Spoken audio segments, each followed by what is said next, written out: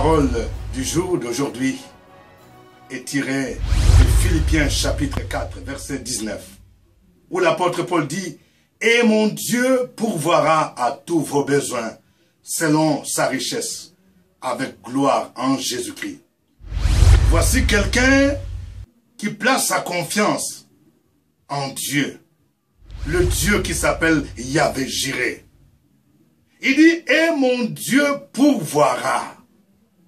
Lorsque tu as bâti une relation personnelle avec ce Dieu-là, tu peux dire « mon Dieu ».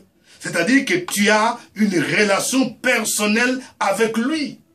Paul dit « Et mon Dieu pourvoira à tous vos besoins ». Oui, il s'appelle Yahvé Jireh. C'est ce Dieu-là qui a pourvu à l'animal lorsqu'il a demandé à Abraham d'aller sacrifier son fils.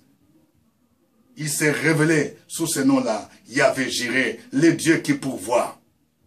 Il dit, il pourvoira à tous vos besoins. L'apôtre Paul s'adressait aux Philippiens parce que ceux-ci ont appris à soutenir l'œuvre de Dieu. Cette parole s'applique à ceux qui ont compris la nécessité de soutenir l'œuvre de Dieu, de donner sa dîme, de donner les dons, de donner l'offrande, de soutenir les hommes de Dieu qui marchent dans la sainteté, qui prêchent l'évangile.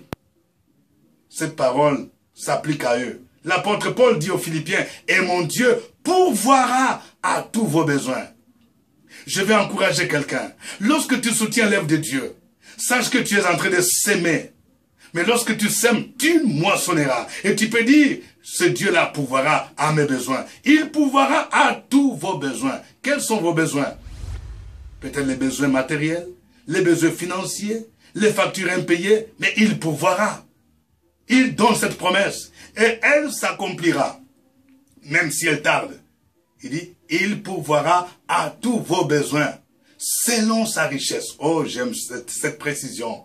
Imaginez un président de la République qui vous demande de lui présenter vos besoins. Il dit, je veux pourvoir à vos besoins selon ma richesse. C'est formidable. C'est Dieu-là à qui appartiennent l'or et l'argent. Te dit, il pourvoira à tous tes besoins selon sa richesse. Il ne dit pas selon le salaire de ton mari. Il ne dit pas selon ton capital.